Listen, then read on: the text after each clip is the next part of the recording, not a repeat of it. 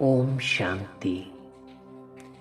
क्या कभी आपने मंदिरों में भक्तों को एक मूर्ति के दर्शनों के लिए लंबी लंबी कतारों में खड़े होते देखा है?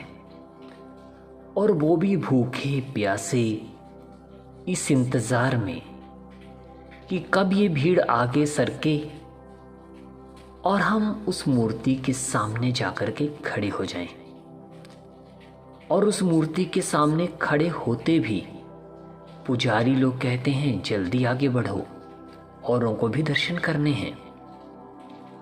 उस मूर्ति का इतना सम्मान, उस मूर्ति के लिए इतना आदर, उस मूर्ति के लिए इतना प्यार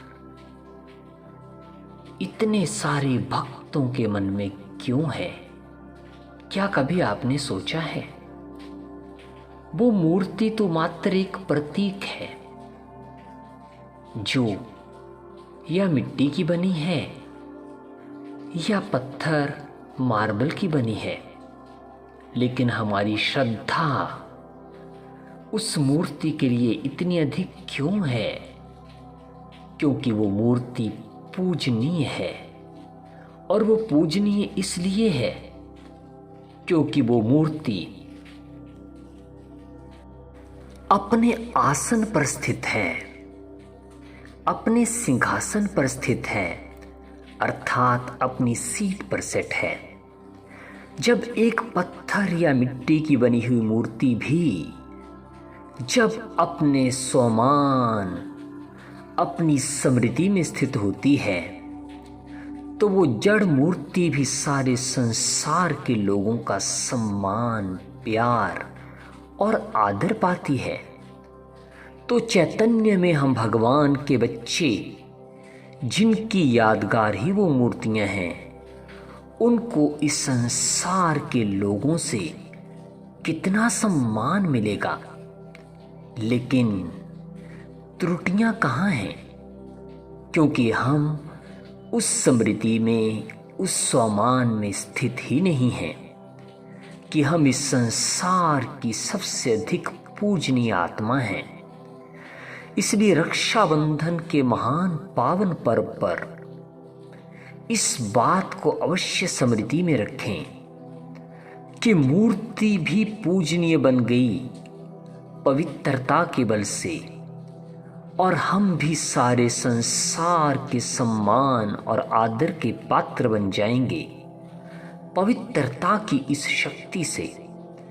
बाबा ने बहुत प्यार से, बहुत प्यार भरे शब्दों में कहा है कि मीठे बच्चे, तुम सम्मान पाने के लिए किसी के पीछे मत भागो जैसे कि संसार के लोग करते हैं, लेकिन तुम स्वमान में स्थित हो जाओ कि तुम इस संसार की सबसे पवित्र आत्मा हो, तो सम्मान परछाई के समान पीछे आएगा।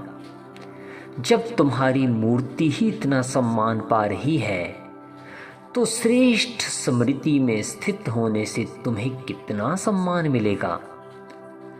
आने वाले समय में तो ऐसा दौर आने वाला है कि भक्त भागे भागे तुम्हारे पीछे दौड़ेंगे, तुम्हारे चरणों को छूने के लिए, तुमसे वरदान लेने के लिए, तुम्हारे दर्शनों के लिए। लेकिन ये सब तब होगा जब हम सबसे पहले पवित्रता की शक्ति को बढ़ाएंगे, और ये पवित्रता की शक्ति बढ़ेगी देह अभिमान से मुक्त होने के बाद।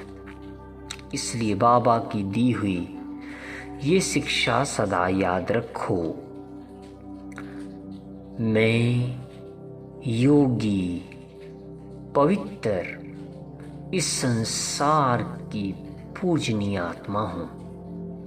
ये सम्मान हमें सबके लिए सम्माननीय बना देगा। Happy happy Rakshabandhan.